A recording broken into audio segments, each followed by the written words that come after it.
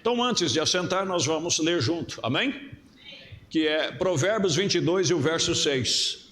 Vamos lá? Instrui o menino no caminho em que se deve andar, e até quando envelhecer, não se desviará dele. Amém? Pode assentar, né? Para os que vieram hoje, não vieram os dois estudos, aqui está o pai, aqui está a mãe, e aqui está o filho. Na idade entre 5 e 6 anos, é a idade onde é formado nele algo que ele poderá levar para o resto da sua vida. Como eu já disse, eu espero não ser repetitivo, mas faz parte, né? O mundo aí fora da psicologia, eles têm lá a pessoa que eles admiram, né? O grande Freud do passado, o pai da psicanálise, né? E ele defendeu essa teoria, que a criança até os 6 anos de idade, então ele tem a capacidade. Os antigos tinham um ditado de dizer assim, que fecha a muleira, né? O moleque quando é pequeno diz que tem a muleira aberta, que é um osso aqui, né? E então é uma época em que a criança ele vai receber, é como se fosse uma placa, né, de um computador, que ele vai receber algo lá dentro e aquilo vai influenciar o resto da sua vida. Mas antes disso, como já falamos, a Bíblia já dizia que se você instruir um menino, não é adolescente, não é rapaz, é um menino. Essa fase de meninice é muito importante. Instrui o menino no caminho que se deve andar, e mesmo depois de envelhecer, ele não vai se apartar dele. Tem coisa que nem a conversão no início tira isso da pessoa. Como já dissemos, há defeitos que aparecem em nossas vidas que às vezes inconscientemente nós agimos daquela forma e não percebemos que estamos agindo. E como já citei de algumas pessoas, eu só vou falar o que acontece comigo. Até hoje ainda acontece. Um pastor chegou até mim e disse: pastor Paulo, antes eu tinha um pouco de dificuldade com o irmão. Eu disse: mas por quê? Ele falou assim: porque às vezes eu falava algo para o senhor parece que nem prestava atenção no que eu estava falando. O senhor parece que ficava assim, desfazia do que eu estava falando, mas não é a minha maneira. Eu estou ouvindo, eu estou prestando atenção, mas às vezes eu sou um pouco tenso e parece que eu não estou dando atenção para a pessoa, né? Outros chegou a dizer que depois que eu estive visitando um pastor, ele me procurou e disse: pastor, graças a Deus eu tirei um pensamento que veio no meu coração acerca do teu respeito, porque eu vi a tua pessoa e eu achava que você era uma pessoa, e agora te conhecendo eu vejo que você é outra. Então nós podemos, às vezes, coisas que nós trazemos desde a infância, às vezes um desdém que você sofre em excesso, um desprezo, uma falta de carinho, então você cresce aquela pessoa meia turrona, meia dura, meia inflexível, né? Que parece que nada te impacta. E se você não tomar cuidado, você segue aquilo, mas a gente tem que ir se policiando, amém? E aceitando a correção que as pessoas que têm amor por você vai te falando e vai te ajudando para que você possa crescer naquilo. Quando uma pessoa te corrigir, nunca esbraveje e tenta se defender. Ouça com atenção primeiro, vê se a pessoa está certa no que ele está falando, analise o que a pessoa está falando e depois você faça, né, a sua correção própria, porque a Bíblia diz: exortai-vos uns aos outros em amor. Se aquela pessoa está falando com você em amor, está procurando te ajudar, aceite aquilo, porque é muito importante, né? Nós vamos falar de uma formação de algo que é formado e que é numa criança, que é muito importante, né? Nessa fase, a conduta dele com relação ao lar. A conduta que ele tem no lar é a conduta que ele vai ter quando ele crescer num restaurante, na casa do parente, na casa de amigo, em qualquer lugar que ele for. Então, se você não educar ele em casa, se você não formar ele ali, ele vai te envergonhar e vai envergonhar os demais. Então é muito importante. Outra coisa, traumas, que às vezes fica no inconsciente da pessoa. Tem pessoa que quando sofreu muita fome quando criança, teve uma privação muito grande, é tendencial essa pessoa, vamos dizer assim, comprar coisas demais, armazenar coisa demais, se preocupar demais. Se tem uma crise, ele está preocupado se vai faltar comida, se vai faltar alimento, se vai faltar isso, se vai faltar aquilo. Mas por quê? Porque aquilo ficou um trauma. Aquilo atingiu aquela pessoa. E você tem que tomar cuidado com isso e saber como lida com essas pessoas. Às vezes você fala, aquele irmão, misericórdia, mas não é, aquilo está nele. Aquilo ficou nele. Eu já vi pessoas, conheci pessoas pessoalmente, como eu disse para vocês, que comprava certas coisas e ele escondia para comer separado da família. Por exemplo, ele apreciava muito queijo. O que ele fazia? Comprava o queijo e tinha um lugarzinho secreto lá, escondia e ficava longe de todo mundo. Quando ninguém prestava atenção, ele ia lá, cortava um pedaço do queijo, indo para um lado e para o outro e comendo. Agora, o que é isso? Né? Ele foi privado demais quando criança. E por certo viu alguém da sua família fazendo aquilo, e aquilo ficou nele, que aquilo era uma norma de sobrevivência. É como eu sempre falo, as pessoas esquecem que nós temos corpo animal e corpo espiritual. Qualquer dia nós vamos estudar aqui, irmãos. É uma pena, não sei o que Deus vai prover, mas tem um estudo maravilhoso que nós podemos fazer sobre o tabernáculo no deserto. Falamos isso lá em Rancharia ontem.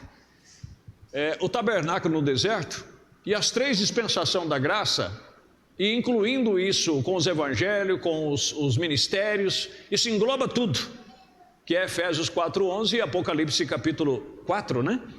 Então isso engloba tudo, e é algo maravilhoso. Aí você vai aprender que Deus não está na minha carne, porque isso aqui é um lado animalesco.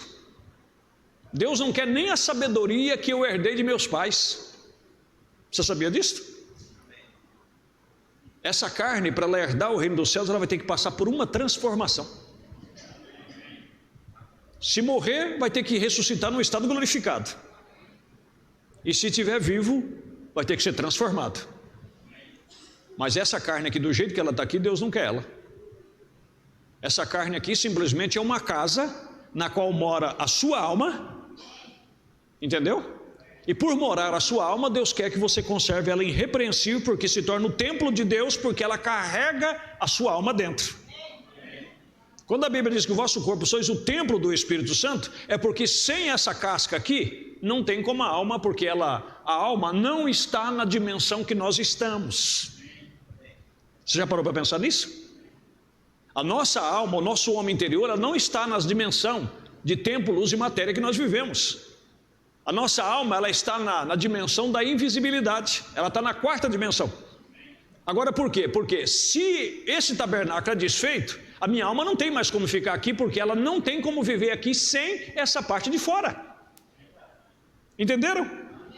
Por exemplo, se Deus me perdoe não, que seria uma boa coisa eu morrer aqui, né? O melhor lugar para se morrer é na casa de Deus. Mas de repente, puf, um infarto fulminante, só desse um grito por causa da dor e caísse aqui. Alguém corresse, colocava o dedinho aqui, ó, já era. O que a minha alma vai ficar fazendo aqui? Há fatos, há relato que a pessoa fica até um pouquinho por ali, flutuando, dando uma observada à alma da pessoa. Aquele ser invisível, o homem interior. Mas ela não pode ficar mais aqui. Porque ela não tem olho para ver. Ela não tem boca, ela não tem esse sentido que o corpo natural tem. Eu espero que você esteja entendendo, né? Então, voltando a este assunto, o corpo animal, então, ele nunca é convertido. A carne, a Bíblia diz, nunca foi sujeito à lei de Deus e nunca poderá ser. O que é a lei? Ordenanças, regras, mandamentos.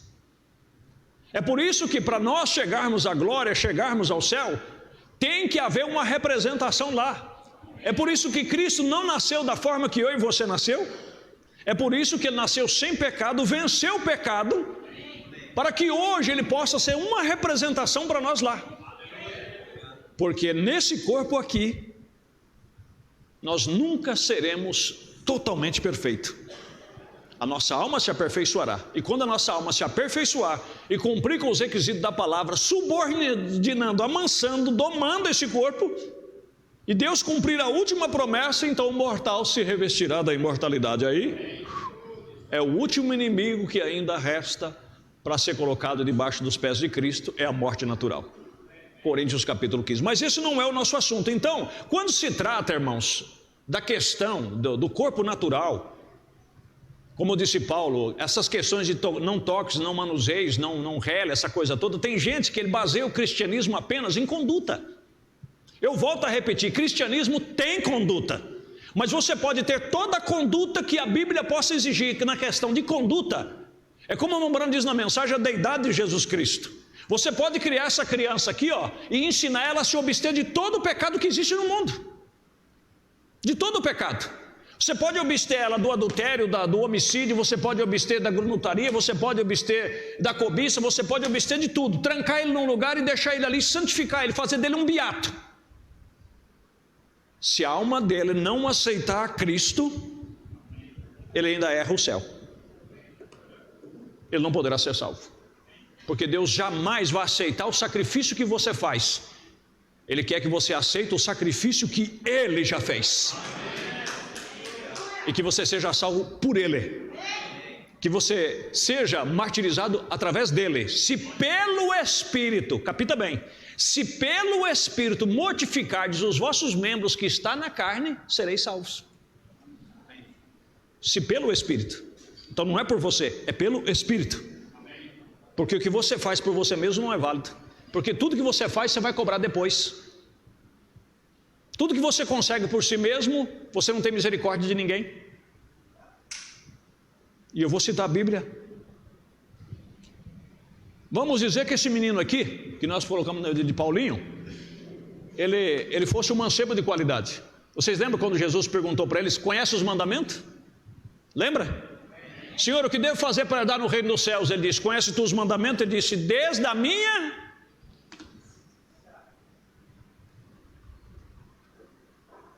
E ele disse, mas te falta ainda uma coisa.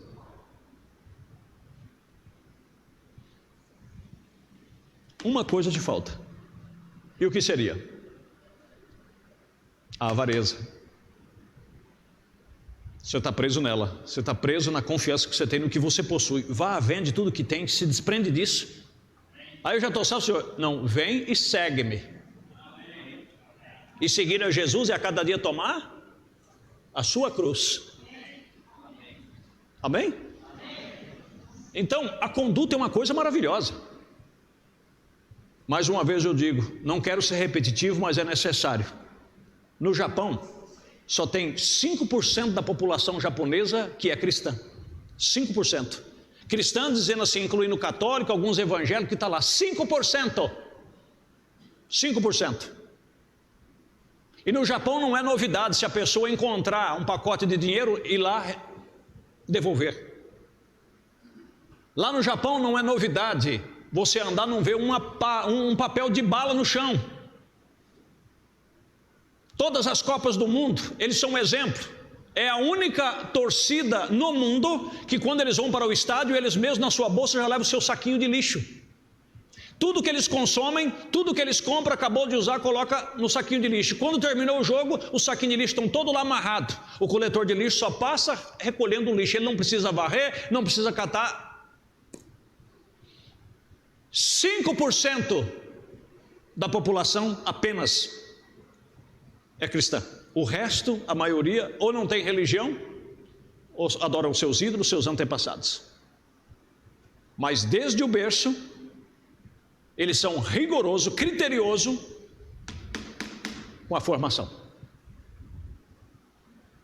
Estão compreendendo? São criteriosos. Enquanto que aqui, agora isso já tem milênio, que eles estão dentro desses critérios e conseguiram moralizar o país de tal forma que o meu irmão, que já está lá há uns 10 anos no Japão, ele vai e volta, fica uns 3, 4 anos, vem aqui, depois volta. Na época que eu tinha meu pequeno estabelecimento na rua de baixo, um sacolãozinho ali, ele me disse, lá no Japão é engraçado, lá tem, vamos dizer assim, como se fosse uma quitanda, lá tudo é embalado, e lá não fica funcionário, só tem um cofrinho, a pessoa pega a mercadoria e coloca o dinheiro no cofre.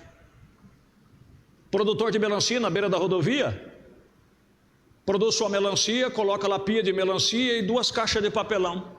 Uma para você pôr o dinheiro e na outra tem uns trocados para você chegar, pegar a melancia. Se você não tem trocado, você mesmo fazer o seu troco, pegar a sua melancia e leva embora.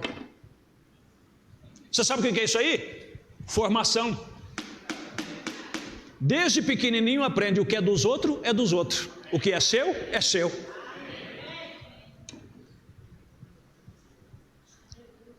Mas e como é que faz aqui no Brasil? Se o próprio filho ajuda o pai a parar o carro na beira da rodovia, lá no milharal que ele não plantou, não tem nada com isso, e ajudar a encher o saco e pôr no bagageiro do carro. E ele vem embora achando que está tudo bem. Ele está lá no mercado, está vendo o pai, a mãe escolher as frutas e o pai lá no caixa de uva. Não vai comprar uva, mas misericórdia, que uva azeda. Ainda gospe no chão. Como é que esse filho vai crescer? Como é que ele vai ter uma formação? Então isso começa do berço, isso começa lá embaixo. Compreendeu? Mas hoje nós vamos entrar em algo aqui, que a maneira que ele fez lá na casa dele, por exemplo, vai tomar banho fulano, vai tomar banho Paulinho, Paulinho vai tomar banho, vai.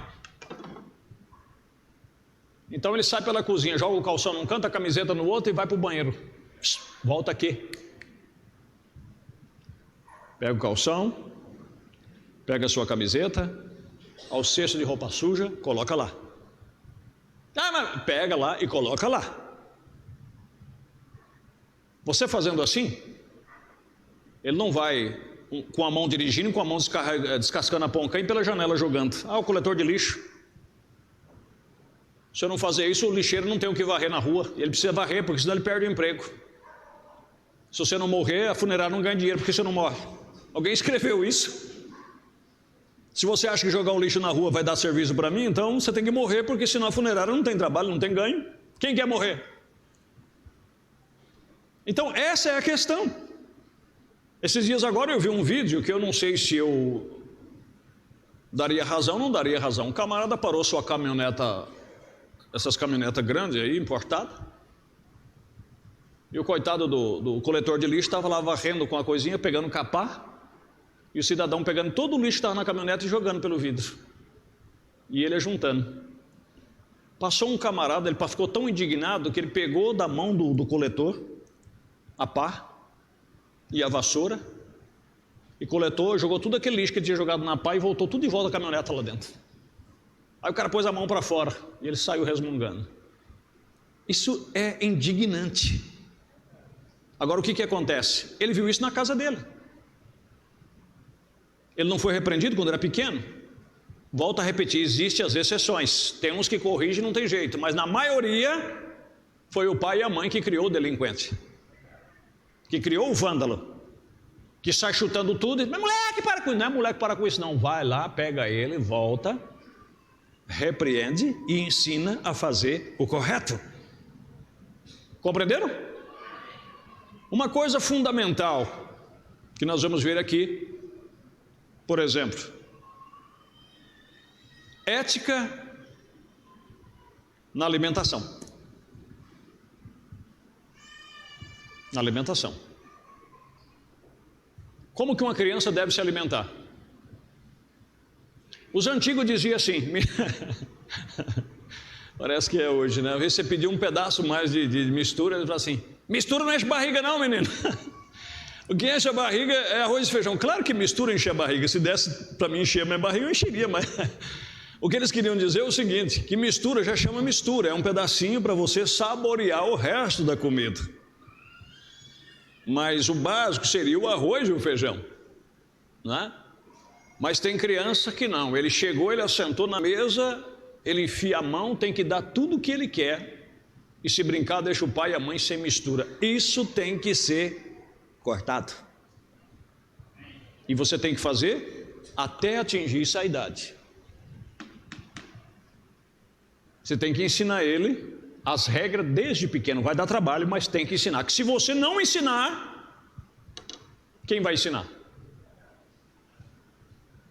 Aí quando ele vai comer na casa dos outros, ele vai pegar a mistura tudo para ele e deixar os outros assistindo. Olha que coisa bonita. Não é uma coisa linda? E depois você ouvir as outras pessoas dizendo, isso é terrível, irmãos. Agora por quê? Não foi ensinado quando pequeno. Não foi admoestado. Ou às vezes via alguém da família superior a ele fazendo aquilo. Então aquele negócio é como uma matilha de leão, né? Quem chegasse primeiro comia mais. As coisas têm que ser organizadas. Amém? E isso tem que ser ensinado desde pequeno. Outra coisa, quantidade de comida. Quantidade de comida. Aí vem aquela questão, metabolismo acelerado, metabolismo desacelerado. Quem tem metabolismo acelerado, come, mas não é que come e nunca enche.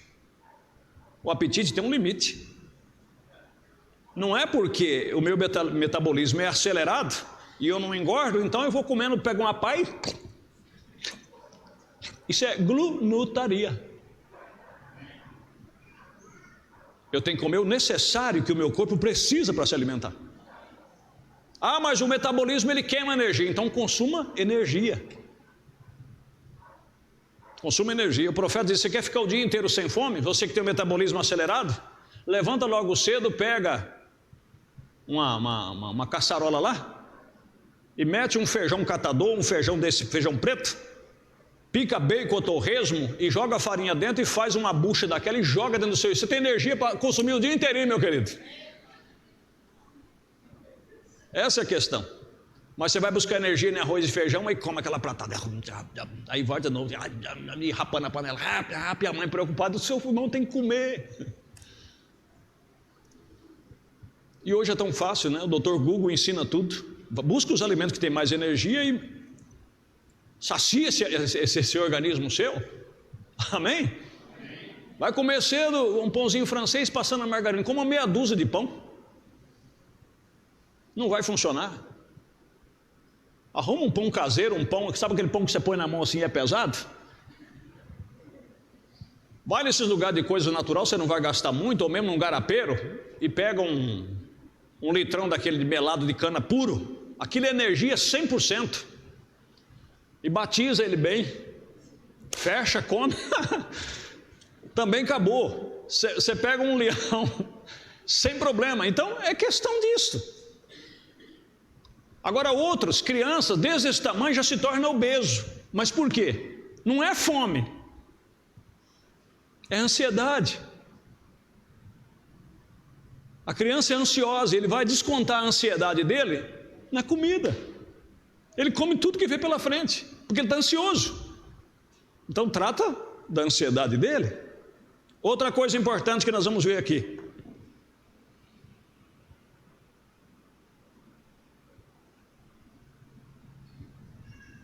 O comportamento nesta questão. Eu nunca esqueço de uma vez, quando eu tinha 14 anos, eu me criei na zona rural, na roça, e na fase de crescimento, aquela fase que você come bastante, e debaixo de um sol de 40 graus, carpindo, aquele quando chegava a hora do almoço assim, o almoço era 9h30, você se assentava debaixo de um pé de mamoneira, e o meu cardeirão era mais ou menos assim, e comprido assim, que pegava na pontinha da colher para alcançar o fundo, e eu chapava aquele cardeirão inteirinho,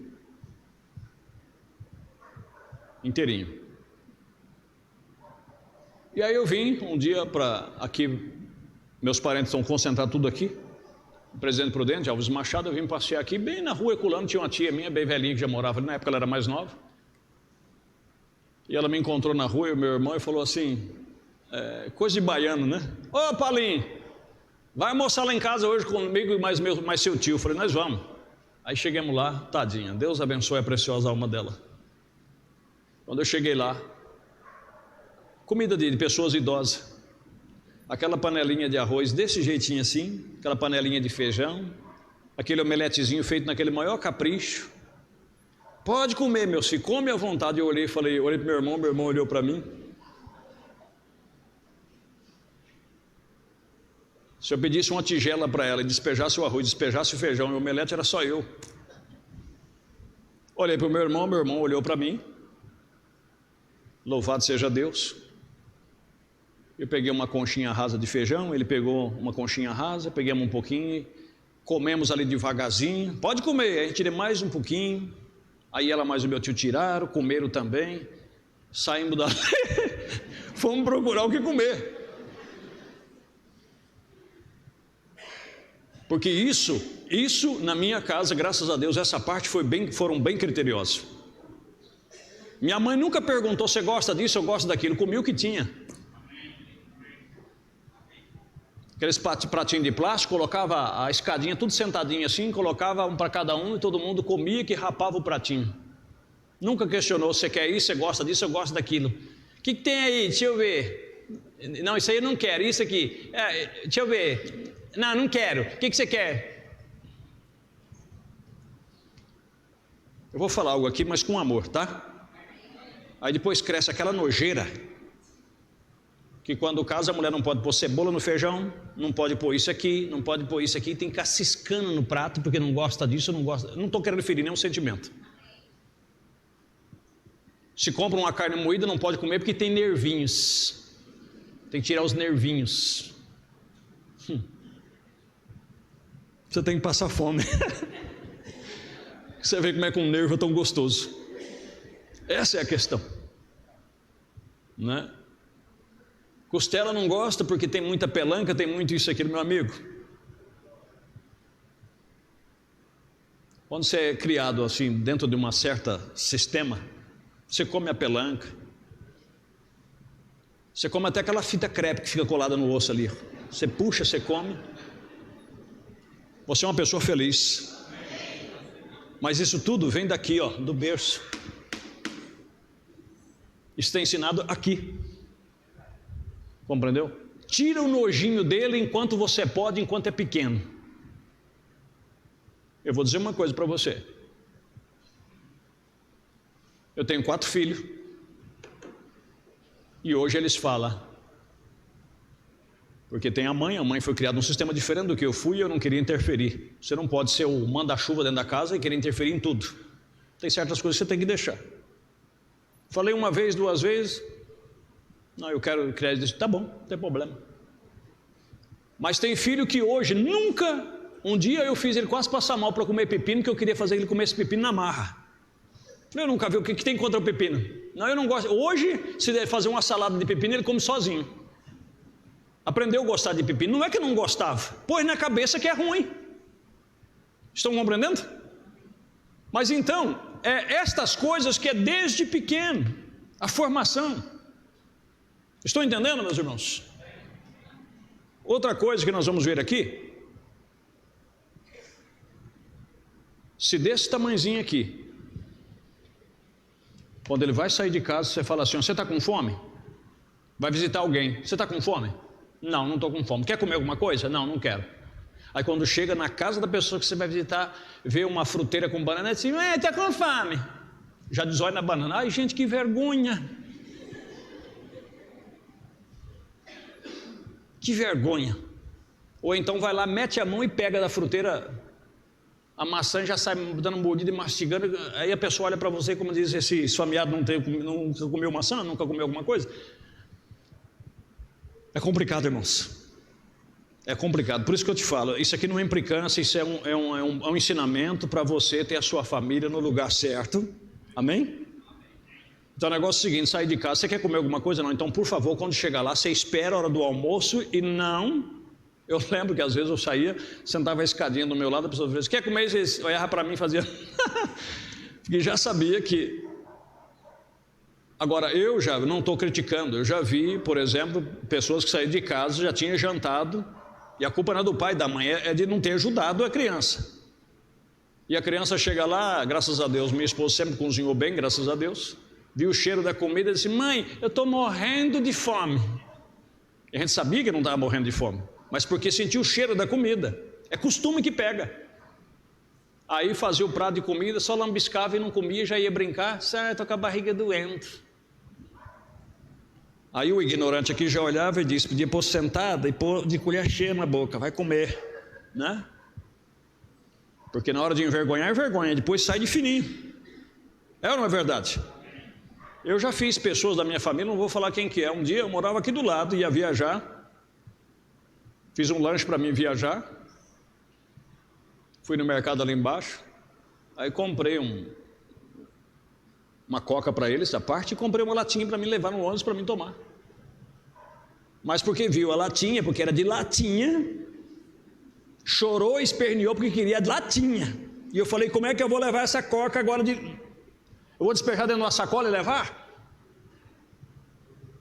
E aquela coisa, né? E aí chega, tinha mais pessoas lá, coitadinha, coitadinha, coitadinho, coitadinho, coitadinha, coitadinha, e aí vai. Falei, tá bom, gente, tá bom. É criança, o senhor tem que entender, tá bom, é criança, eu tenho que entender. Plac! Toma aí. Deu 2 goladas e disse, não quero, tá doendo. Falei, tá doendo coisa nenhuma, vai tomar e tudinho. E aquilo tomava e chorrotando, bebeu tudo. Irmãos, você vai falar, senhor, um carrasco, não é carrasco. Mas graças a Deus, eu não tenho quase que passado o vexame com eles. Compreendeu? Porque coisa difícil é quando alguém vem falar assim, nossa, mas o filho do pastor, misericórdia. Ah, mas a filha do pastor, misericórdia. Ou o filho do irmão fulano, a filha do irmão ciclano. É que nós vimos aqui no domingo passado, a criança, o moço dado a si mesmo, vai envergonhar seu pai e sua mãe. Envergonha, depois envergonha. Mas por quê? Porque às vezes o pai e a mãe acham que depois que ele crescer ele vai mudar. Não muda não, aquilo fica na cabeça deles. Irmãos, tudo que eu estou falando aqui, por isso que eu disse no princípio, eu não falo isso com maldade. Eu volto a repetir, eu não sou perfeito, eu também tenho defeitos. E eu estou lutando para me libertar deles. Mas eu já vi coisas inaceitáveis. Inaceitável, nós estamos falando de criança. Eu já vi homem formado, homem de 65 anos de idade, no mercado aí do centro. Ele ficava cuidando da moça da balança que pesava as frutas. Enquanto a moça estava distraída pesando, ele pegava uma banana e ficava de costa para ela e comia a banana e escondia a casca. Um senhor de 65 anos de idade. Agora, há necessidade disso, uma banana. Eu fiquei quase indignado que eu fui lá comprar uma penca de banana, pôr na sacola e falei, ó tio, pesado ali, ó, eu vou passar no caixa, pagar, o senhor passa lá e pega e vai embora, ele nunca mais volta aqui, se houver esfameado. Coisa vergonhosa, vergonhoso. Aí eu passei lá no caixa e falei para a moça, você não está vendo? Ele disse, vai fazer o quê? Se chamar o segurança, dá um banzé danado, deixa ele comer essa banana aí, acho que não vai fazer falta não. Eu falei, um come um, outro come outro, e depois... Ah, mas o cara do mercado é rico, mas é dele. Tem pessoa que ele tem essa teoria na cabeça, né? Que isso aí não vai fazer falta. A questão não é fazer falta, a questão é que não é seu, não é teu. Então, como o que é teu? Pega o que é teu. Essa é a questão. Vou contar outra para vocês aqui, que aquela eu achei demais. Nós vamos num encontro aí, não vou falar nem onde, porque eu não quero problema. E na hora dos intervalos, então o anfitrião ele faz uma mesa quase do tamanho dessa igreja aqui ou maior, de mesas espalhadas, fatia melancia, põe abacaxi, maçã, para no intervalo todo mundo comer um pedaço de melancia, chupar um pedaço de melancia, comer um pedaço de abacaxi, comer uma maçã. Eles são muito zelosos com isso, Deus abençoe eles. E pera, você sabe que pera é uma fruta cara. Hoje, se você vai no mercado hoje, uma pera está no valor de R$10 o quilo de uma pera. E tem uma mesa que eles colocaram ali, pera, pelo número mais ou menos de ministros. Por isso que eu estou falando para você que são coisas incorrigíveis. Ministros, homens que é para dar exemplo. Estão compreendendo? Aí você vem, porque era muita gente, quando você chega, você chupa uma fatia de melancia, quando você vai na mesa da pera, cadê a pera? A pera já tinha acabado tudo. E quando você vai observar, o camarada comendo uma pera e com a outra na mão segurando.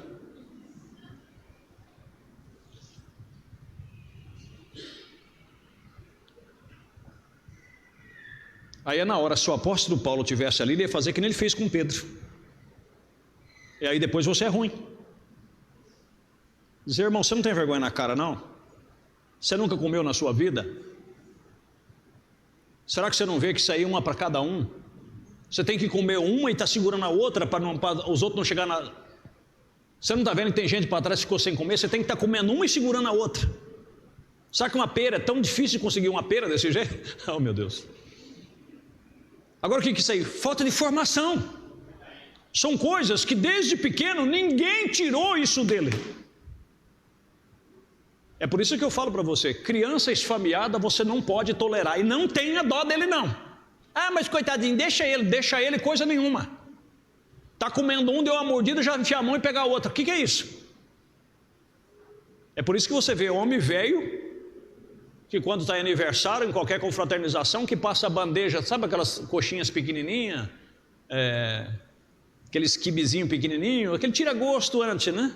Todo mundo decentemente pegando um, ele enfia a mão e pega a mão cheia. Como que dizendo, vai saber se vai voltar aqui de novo? Irmãos, isso é feio, isso é ridículo.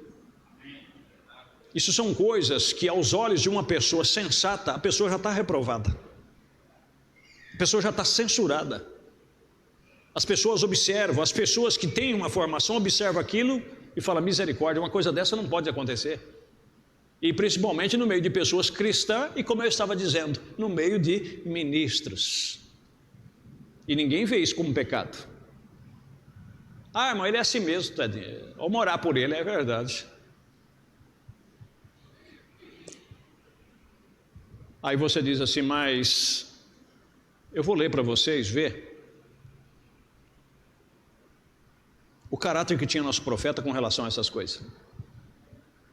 Estão compreendendo? E foi criado numa extremidade de pobreza. Então não vem me dizer porque a pessoa é pobre, porque nunca comeu aquilo, então quando vê, quer tirar a barriga da miséria, como diz. Não, preste atenção. Na mensagem como o anjo veio a mim, a sua comissão, parágrafo 70 a seguir, ele diz, portanto naquela próxima manhã, quando entrei lá, dormi no campo a noite toda, aquela noite, passei a minha calça entre dois assentos do forte, você sabe, a velha calça de algodão listrada, camisetinha, você sabe. E assim na manhã seguinte eu fui para a reunião, vestido com a minha camisetinha, eu tinha ido, não tinha mais que $3. Não tinha mais do que $3. E eu tinha que comprar suficiente gasolina para chegar em casa. E eu comprei alguns pãezinhos que estavam meio velhos, você sabe. Mas eu estava bem. Eu fui a uma torneira, peguei um copo de água, você sabe. E até que estavam bons. Assim eu os encharquei um pouco e tomei o café da manhã. Foi quando ele encontrou pela primeira vez os pentecostais, e ele foi para uma viagem de pesca, mas aí encontrou carros que passavam por ele com aqueles adesivos pregados, só Jesus, só Jesus, só Jesus. Ele falou, bom, se é só Jesus, mexeu comigo, eu quero ver onde que vai dar isso. E ele seguiu o fluxo. Aí chegaram num grande local que eles tinham alugado, e ali era a reunião do povo pentecostal. Ele disse, ele era um batista, ele disse, eu quero ver. O povo disse que eles rolavam no chão, etc. Ele ficou curioso, falou, eu vou ver isso aí. Aí ele ficou a primeira noite, ele gostou. Mas ele só tinha, como ele disse aqui, cerca de $3 para pôr a gasolina para voltar para casa. Ele não tinha dinheiro para pousar no motel, não tinha dinheiro para refeição. Então ele dormiu dentro do seu próprio carro, passou a sua calça com 1 litro, né? Uma garrafa ali no banco do carro, ele se ajeitou, se adaptou. Foi em algum lugar, comprou uns pães amanhecidos, pão de um dia para o outro, pão duro. E ele disse que pegou tinha uma torneira, um hidrante ali perto, pegou um copo d'água, molhava ele na água e comia. Ele disse, tomei meu café da manhã e voltou para a reunião. Preste atenção no que ele vai dizer. Peguei um copo d'água, você sabe, até que eles estavam bons assim, eu os encharquei um pouco e tomei o café da manhã. 72. Agora, isso aqui é o que mexe comigo. Agora, eu poderia comer com eles agora. Eu poderia comer com eles. Eles comiam 2 vezes por dia. Mas eu não podia pôr nada na oferta. Quando passava a salva da oferta, ele não podia pôr uma moeda, porque ele não foi preparado para aquele culto, ele foi preparado para a viagem, ele queria ficar na reunião. E eles serviam refeições como serve nos encontros aqui. Agora você veja o caráter, a formação de uma pessoa.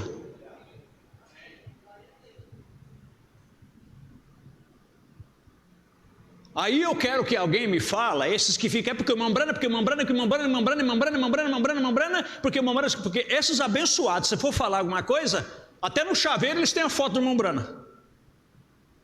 Mas na maioria só fanatismo e idolatria, seguir mesmo.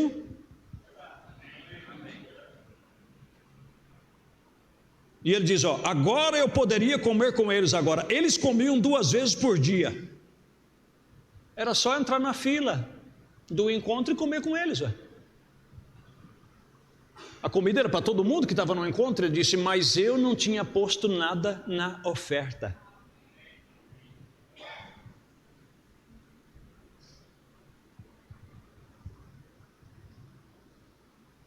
Isso chama-se formação, isso vem de berço. Agora tem pessoas que não põem nada e ainda falam, que rapaz, a igreja tem dinheiro. A igreja daquele tamanho tem dinheiro, porque, como eu disse outro dia aqui, alguém até se ofendeu. Tem dinheiro, mas não depende do dele. Porque as pessoas que mais questionam e que mais falam, são os que não põem.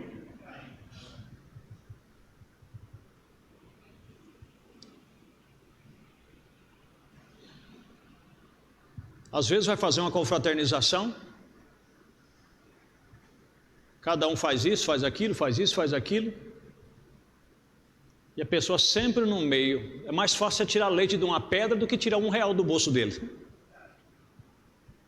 E se você brincar, é o que mais come, é o que chega mais cedo.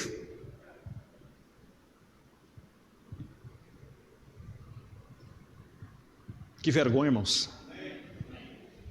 Falta de formação. E como faria essa formação? Por exemplo, mãe, vai ter uma festa junina lá na escola. Agora essa época de festa junina. O que seria uma festa junina? Comer pipoca, comer batata doce. E a pro, como eles falam, a pro pediu que levasse alguma coisa, que levasse um saquinho de pipoca, ou levasse isso, ou levasse aquilo. E você não tem condição. Pode te pegar numa hora desprevenido que você não tem condição. Aí você tem que pôr na cabecinha dele, já formando ele, filhinho, você não vai poder ir. Mas por quê? Porque a mamãe não tem condição de comprar nada para você levar, e os seus amiguinhos vai levar. Por isso que eles vão comer. Estão compreendendo? Mas nós estamos numa nação, irmãos. Se tem um espírito que consome essa nação, chama espírito de usura. Espírito de usura. É por isso que eu tenho batido forte com relação a essa questão de chá de cozinha, chá de panela, essa coiseira toda, porque é só interesse em ganhar. É só interesse em ganhar. É só interesse de sugar. Vamos parar com isso. Eu lhes peço como pastor de vocês, para com isso. É melhor dizer, irmãos, eu vou ganhar a criança e eu não estou tendo condição de comprar tudo que preciso. Alguém pode me ajudar? Mas não, você tem que ir, viu, irmã? Você tem que ir, viu, irmã? Você tem que ir, viu, irmã? Você também vai, viu, irmã? E às vezes no convitinho já está lá, fralda, no outro já está isso, já está aquilo. Ah, mas é bom porque todo mundo se ajuda, irmão. Não precisa, pida um chá para ganhar.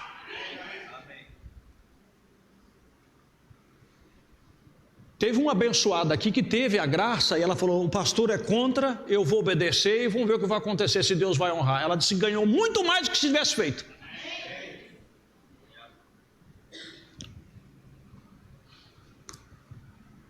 Irmãos, a coisa do Brasil, a coisa é tão feia que se hoje quase nós não temos casamento aqui.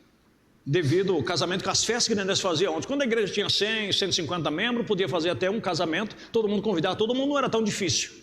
Mas hoje no Porto Quiçá não tem mais jeito. E eu entendo, a maioria casa, só uma festa, um almoço para os padrinhos, etc. Está certo, nada contra. Não pode fazer para todo mundo. Mas hoje, se eu não estou equivocado, todas essas lojas grandes aí, eles já têm um sistema que quando você vai chamar o padrinho, já tem lá designado o que é que o padrinho tem que dar. Ô gente, que padrinho é esse? Que testemunha é esse? E nós como cristão, é testemunha ou você quer ganhar fogão e geladeira? Então chega no irmão que tem mais condição e fala assim: irmão, você pode ser testemunha lá na igreja? O irmão pode me dar uma geladeira? O irmão pode me dar um fogão? Porque eu vou casar e não tem condição. Essa pidão cheira.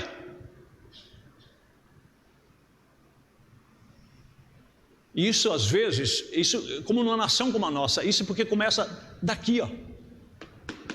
E isso vai evoluindo, isso vai crescendo. Tem pessoas que só vivem pidonchando, é a coisa feia, mas começa desde pequeno, chega na casa dos outros, fica pedindo as coisas, e ninguém corta desde pequeno. Fala: meu filho, ninguém pode ter nada assim de mão beijada. Ensina a ele lutar e se superar. Ah, meu amiguinho tem uma bicicleta. Meu filho, o pai dele tem condição, você não tem. Seu pai não tem condição. Se um dia você crescer, você vai lutar, você vai comprar sua bicicleta. Ensina ele a superar as dificuldades. Vocês já viram aquele vídeo daquele senhor que não tinha braço, nem tinha mão, ele só tinha pé? E o vídeo dele rodou para todo lado. Ele ficava na praça pública, ele se adaptou, e com os dois pés, com um pé ele serrava com o serrote, com o pé, pregava com o pé, e fazia carrinhos, tipo de artesanato, e carrinho bem feito, e vendia e sustentava a família dele. Ele fazia e a filhinha dele vendia. Mas antes, deixa eu terminar aqui. O profeta disse, né?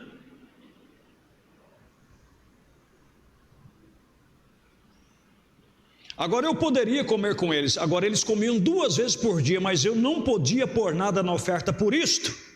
Eu não queria comer às custas deles. Tem discípulo de William Branham aqui? Deixa eu ver sua mão. Agora apareceu pouco. Então nunca coma às custas de ninguém. Basta os discípulos ser como seu mestre. Estão compreendendo? Agora, eu poderia comer com eles agora. Eles comiam 2 vezes por dia, mas eu não podia pôr nada na oferta.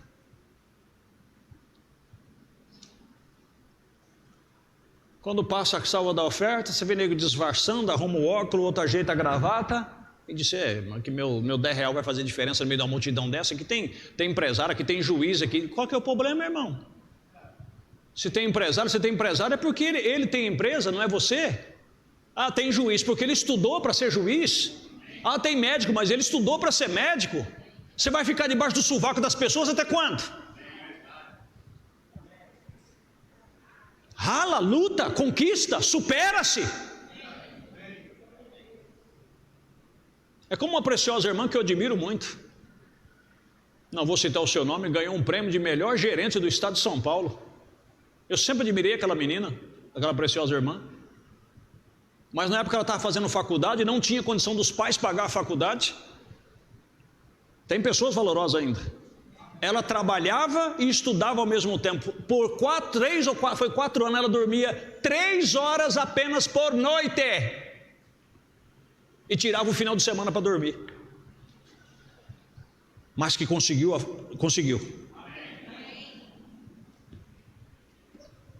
Aí hoje consegue uma estabilidade, um bom trabalho, aí aqueles que sempre tem uma dificuldade na vida, ele arruma uma muleta para escorar. Outra coisa, essa criança sempre terá uma dificuldade. Todos nós viemos no mundo com uma dificuldade. E se você não tomar cuidado, você arruma aquela dificuldade com uma muleta para se escorar nela.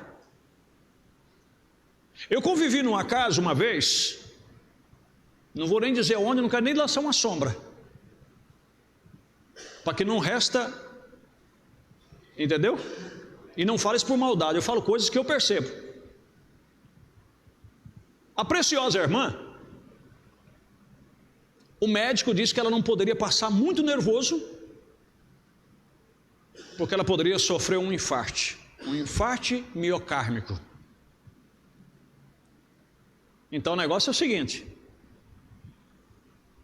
ela fazia as coisas do jeito dela, da maneira dela, do jeito que ela queria. Quando alguém questionava ou alguém peitava uma situação, vocês para, pelo amor de Deus, o médico falou que pode me dar um infarto. Ela usava aquilo como uma muleta.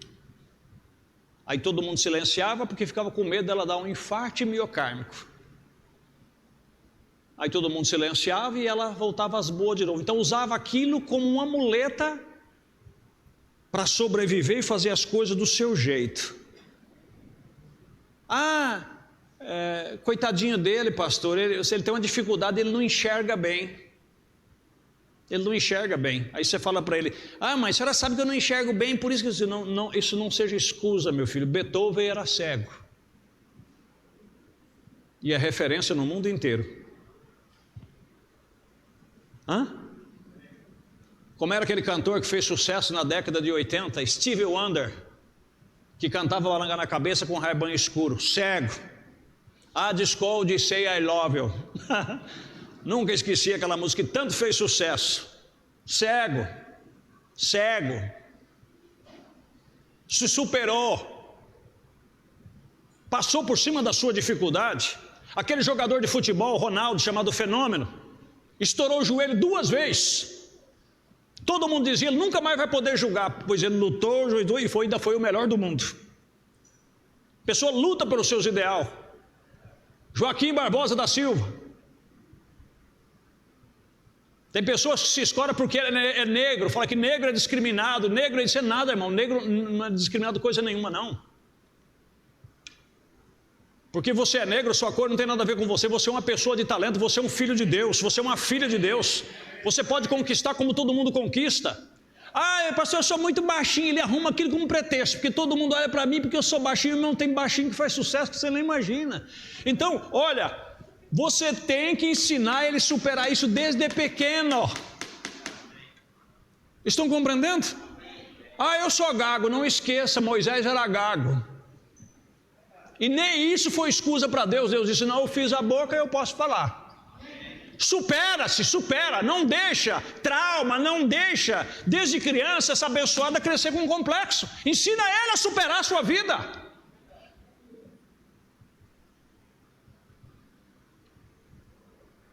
Eu nasci com esse olho, está vendo esse olho esquerdo aqui? Dá para ver daí? Ele é meio grande, quase japonês. Esse olho aqui, você sabe como é que eu fui descobrir.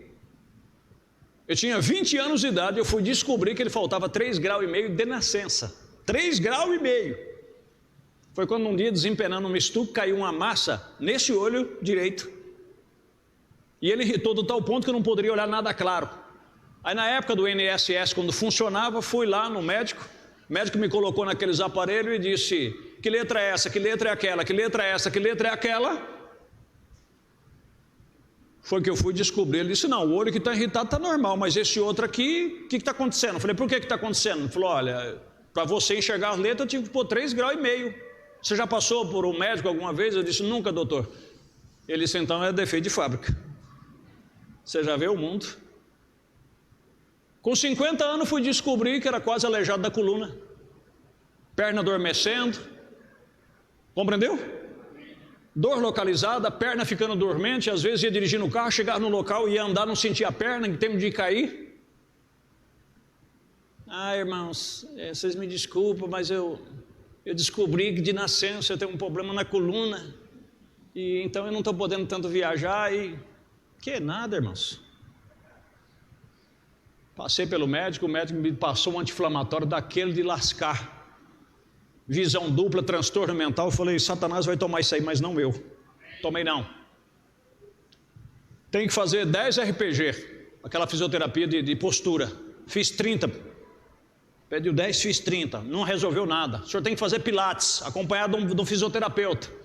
Fui lá no pilates, só tinha mulher na sala. Fiz umas partes dela lá, vazei fora. Falei: não vou ficar aqui no meio dessa mulherada não. Né? Fui embora. Aí eu falei: sabe que de uma coisa? Tive a direção, fui lá na academia e conversei. Aí voltei no médico, expliquei tudo certinho. Ele falou: olha, voltei lá, o personal era profissional. Ele disse: nada disso, você não está aleijado. Seu corpo é que vai responder. Vamos treinar. Eu só não viro piruleta aqui para ninguém não se escandalizar. Nunca mais, acabou a dormência de perna, acabou tudo. Fiz fortalecimento lombar, sem querer me exibir, mas eu sou capaz, da coluna que não consegui nem curvar, hoje eu levanto aqui, ó, mais 110, 120 quilos. Qual que é o problema? Minha vida está normal. Isso com um senhor de 50 anos. Agora imagina um molequinho que diz, o médico disse que ele tem um negocinho, não sei o que, escora o abençoadinho naquilo. Então ele fica sempre assim, quando assim, mas já sabe que tem problema aqui. Não ensina a superar. Põe na cabeça dele que ele é um ser humano, todo mundo tem problema. Todo mundo consegue, só eu não consigo, porque você criaram isso aí. A mãe já começou desde pequeno, o coitadinho é doente, a coitadinha é doente. Que doente, coisa nenhuma. Ensina a superar, a passar por isso aí, amém? Olha, para encerrar nós vamos aqui, ó. Outra coisa. Tem fase na vida, eu passei por essa fase. Muitos de vocês podem ter passado e você pode estar passando. Que parece que tudo que você vai fazer para você não vai dar certo. Mas você tem que superar isso. Isso é porque quando você era pequeno, todo mundo batia na sua cabeça e dizia, você é um zero esquerda. Você acha que tio, vô, tia estressada dentro de casa vai ter paciência com o sobrinho? Quem já foi criado dessa forma, você sabe como é que funcionam as coisas. Às vezes nem pai e mãe têm tanta paciência. Tio, vô estressado, vai ter paciência, às vezes como uma mãe ou um pai teria. E não digo, não era só eu, não, se fosse só euzinho, eu era criado aqui, ó. Mas fora mim ainda tinha mais 5. Então, qualquer coisa que você fazia, moleque burro, larga de ser burro, moleque burro. Isso não se fala para uma criança. Ele não é burro. Talvez ele não consegue naquela parte desenvolver, mas ele pode desenvolver em outra parte. Se desde pequeno você luta para ele no estudo, ele não consegue se sair bem no estudo, você tem que apelar para uma profissão. Ver para onde a cabeça dele coisa. Não adianta você querer, porque tem pai, tem mãe que põe na cabeça que o filho tem que ser o que ele quer que seja. Não, você vai crescer, você vai ser isso, você vai aquilo, vai ser nada. Só perdeu o seu tempo. Perdeu o tempo seu e perdeu o tempo dele. Então, você passa por essa fase aonde você acha que para você nada vai dar certo. Mas aí você tem que desafiar você mesmo e pensar no grande, se para os outros dá, por que para mim não dá? Estão compreendendo? Se para os outros dá, por que para mim não dá? Eles não são extraterrestres, eles são seres humanos, e se eles conseguem, eu também posso conseguir. Se eles fazem, eu também posso fazer. Principalmente nós que temos um Deus, que ainda diz assim, se alguém tem falta de sabedoria, Tiago capítulo 1, peça a Ele, que de graça lhe dará. Ensina a superar, não deixa eles escorar dentro da debilidade dele, faça ele crescer explorando o seu lado fraco. Porque às vezes é naquele lado fraco da pessoa, eu já contei aqui uma vez, eu estou segurando muito de vocês, estou não, né? Mais 10 minutinhos, por favor. Me aguenta só mais 10 minutinhos. Eu vi um relato que aconteceu no Hospital das Clínicas em São Paulo.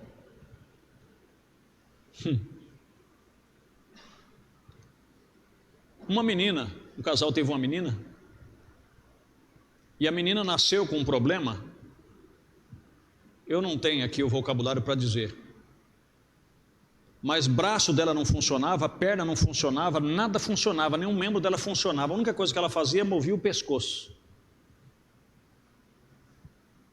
E o pai e a mãe diagnosticou e viu, nós não temos condição de criar essa criança e não tem como fazer alguma coisa por ela. Ou talvez fizeram o corpo mole, só Deus é o juiz, Deus é que sabe. Amém? Nós não podemos ficar fazendo pré-julgamento. Aí o que fizeram? Pegaram essa criança e abandonaram na porta do hospital das clínicas em São Paulo. Essa é a história que chegou até mim. E aí diz que o diretor do hospital das clínicas pegou e adotou a criança. A diretora, sei que é a pessoa grande lá dentro, adotou a criança. E adaptou ela com um carrinho para que ela fosse para onde ela quisesse e tal. E ela movimentava só a cabeça, o pescoço e esse movimento aqui, o resto do corpo não funcionava. E a criança despertou o interesse em pintar. Para passar o tempo. Depois que aprendeu a falar e tudo mais, estava ficando já menininha, adolescente, e ela começou pintando. Mordia o pincel com a boca, passava na tinta, adaptaram para ela, e na tela ela ia pintando. Sabe aquelas pinturas que você olha assim, parece que para você não significa nada, mas para as pessoas que entendem de arte, aquilo é o oásis da situação, o ápice da coisa?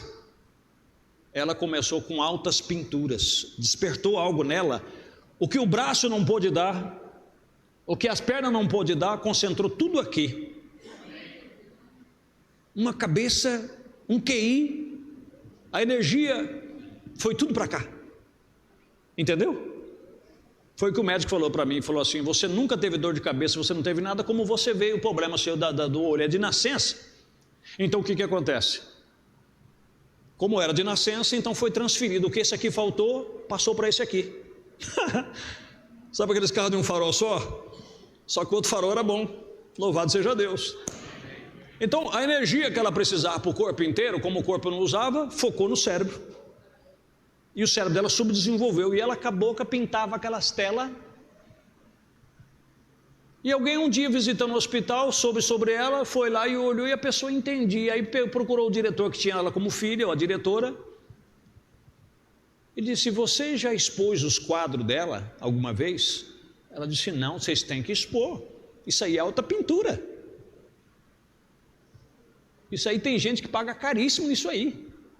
Aí foram incentivados, não sei se foi em Paris, sei lá onde é que foi. Irmãos, talvez eu esteja contando a história, vocês só prestem atenção no conteúdo. Talvez eu não esteja dizendo nem concreto 100% como é que foi a questão, ou nem 50%, mas o caso é dentro disso aí. Eu sei que pegaram o quadro dela e levaram para um lugar aí de alta pintura, e naquele tempo parece que o quadro, o menos pago dela, parece que foi coisa de 100 mil ou 200 mil reais. O resto foi tudo valor mais alto. Aí eu pergunto: será que aquele pai e aquela mãe que o abandonou não queria adotá-la de volta? Então, meus irmãos, nada por uma criança você deve dizer para ela que ela é incapaz por causa de algo nela que não funciona 100%. Porque se algo nela não funciona 100%, o outro lado vai superar aquilo. Vai superar. Entenderam? Vai superar. Ah, porque ela é muito tímida, muito tímida. Se Deus fez ela tímida é por um propósito. Não tenta fazer dela algo que ela não é. Você tem que explorar aquela timidez dela, porque atrás daquilo ali tem alguma coisa. Ah, ela é extrovertida demais. Alguma coisa tem atrás disso. A única coisa que tem que fazer é um equilíbrio. Amém? Um equilíbrio. Que Deus nos ajude. Para terminar, Provérbios capítulo 25, outra coisa importante, é ensinar ele a entrar e sair. Não te glorie na presença do rei, nem te ponha no lugar dos grandes. Sempre ensiná-lo a não ser precipitado em qualquer coisa que vai fazer, principalmente em público. Não te glorie na presença do rei, nem te ponha no lugar dos grandes, porque melhor é que alguém te diga: sobe para aqui, do que seres humilhado diante do príncipe, a quem já os teus olhos viram. Então sempre ensine ele: nunca seja precipitado e nunca seja oferecido. É melhor que alguém diga faça isso, do que alguém dizer para de fazer isso aí, por favor. Entenderam, meus irmãos? Vamos nos pôr de pé.